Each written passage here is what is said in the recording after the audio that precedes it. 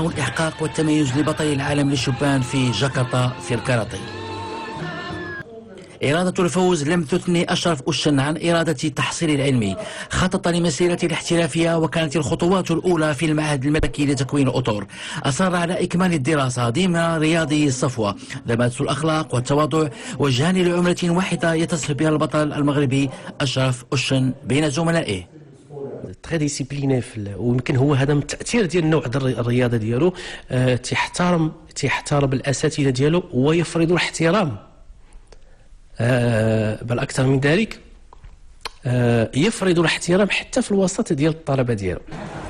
بعد الدرس والتحصيل يستعد أشرف أوشن لإكمال حصته الثانية في التمارين الرياضية، ومع حصة في رياضة الجيدو وهي من أنواع الفنون الحرب التي يحبها أشرف أوشن. العائلة الدولية الكبيرة للكاراتيه اعترفت بفخر كبير بأصغر وصيف لبطل العالم في الكاراتيه أشرف أوشن 18 سنة. في الدوجو يقوم أشرف أوشن بعمليات تسخينية وهي أساسية لبطل في حجم المغربي أوشن. ومع أستاذه في مادة الجيدو ينصت جيدا أشرف أوشن للتعليمات التقنية في الأداء والاستعداد للاستحقاقات القادمة. وبدينا لي بريباراسيون من دابا بون ريزيدونس في السونتر ناسيونال دو كاراتيه اللي كنوجدوا من دابا الالعاب الاولمبيه اللي ان شاء الله تنوعد المغاربه غيكونوا نتائج بفضل الكاراتيه المغربي ويكونوا ذهبيات بفضل الكاراتيه المغربي ان شاء الله. في البساط وفي الكاراتيه يكون الأداء جيدا في مستوى الأبطال الكبار. أشرف يستحضر بالصوت والصورة نزاله النهائي بطولات العالم للكبار أمام الإيراني سجاد.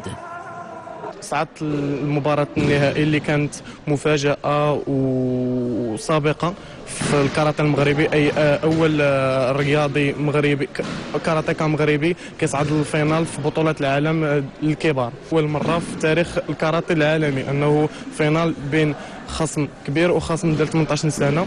كان متفوق عليا الإيراني اللي هو وصيف بطل العالم في النسخة السابقة ديال بطولة العالم للكبار في بريمن 2014، وأيضا الحائزين على كأس العالم للمنتخبات للفرق. الحمد لله تمكنت باش نعادل الكفة بعد ما كان تفوق عليا بجوج النقاط. عادلت الكفة بتقنية الإيبون وكنت متفوق بثلاثة النقاط، 3 نقاط مقابل 2، تعادلنا عاوتاني وسالينا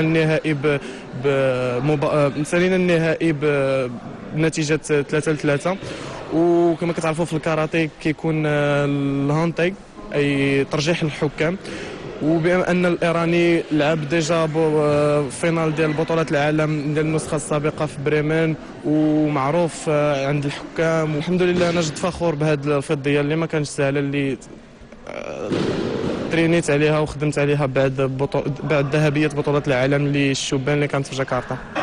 أشرف أوشن بطل من ذهب.